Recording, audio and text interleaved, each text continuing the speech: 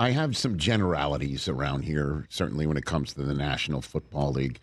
They're not cookie cutter, but if I'm hiring a head coach in the NFL, I'm hiring an offensive mind.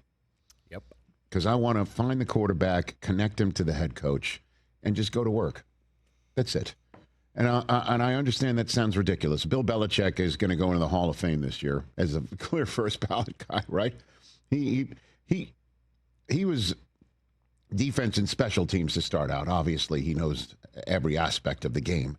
But I don't want to hire somebody on the defensive side of the football, find the offensive coordinator, hand that relationship with the quarterback off to that coach, only to lose that coach because they're going to be hired as a head coach somewhere else. I just don't want it. But I understand it is a generality, and it's not always the way to go. And that's the way I always feel about going and getting aggressive and making smart choices with a high reward when you've got the high risk of trading away draft choices.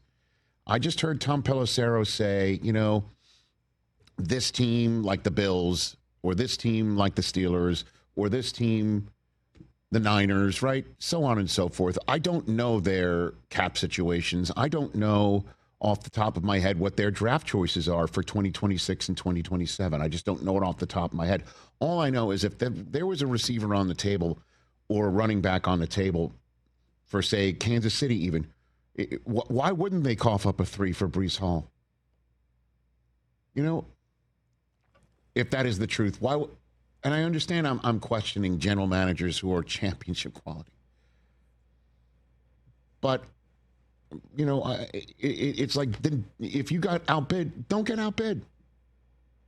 Deal with the fact that you're this close. Now, deal with the now. You got the now. The now is now. The later is eventually later, and you'll deal with the later then.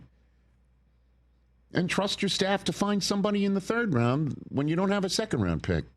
Fourth round, you don't have a third. And again, it's a risky move for the Colts to flip 2 1s when their first round draft choice at quarterback a couple years ago, and Anthony Richardson is coming back from an orbital injury, some freak injury prior to a game that he's warming up.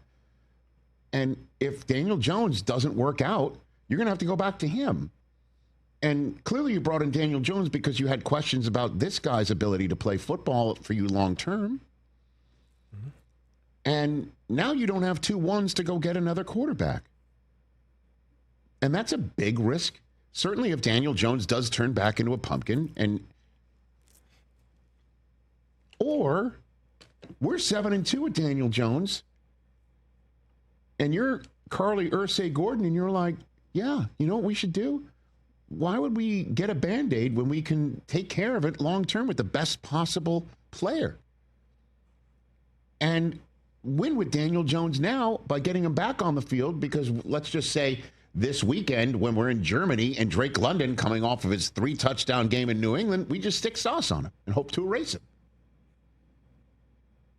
And do the same thing with Nico Collins when we see him twice, and do the same thing with Calvin Ridley, who's still on the Titans, and we'll do the same thing with Brian Thomas Jr. if he is in fact the number 1 guy.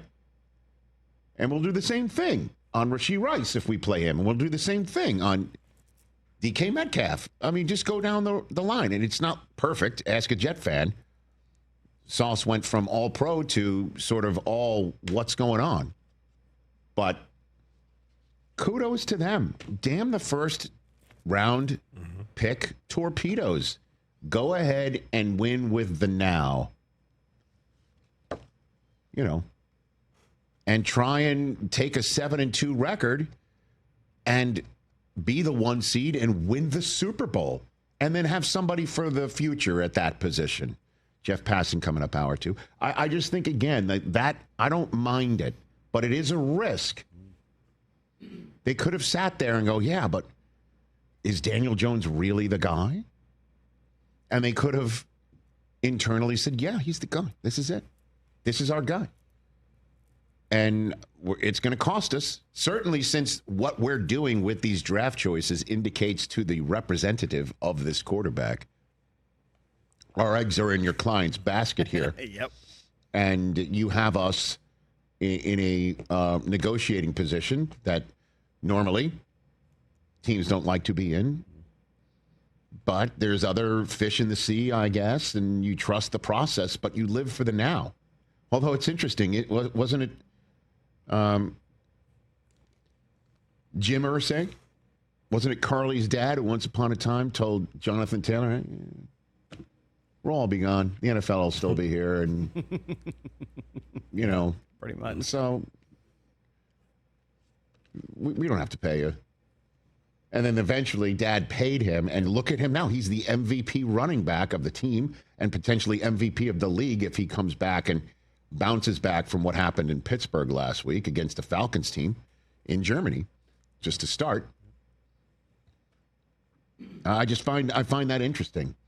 And so if I'm in a front office and I'm an owner, I'm basically saying, get me the best possible player.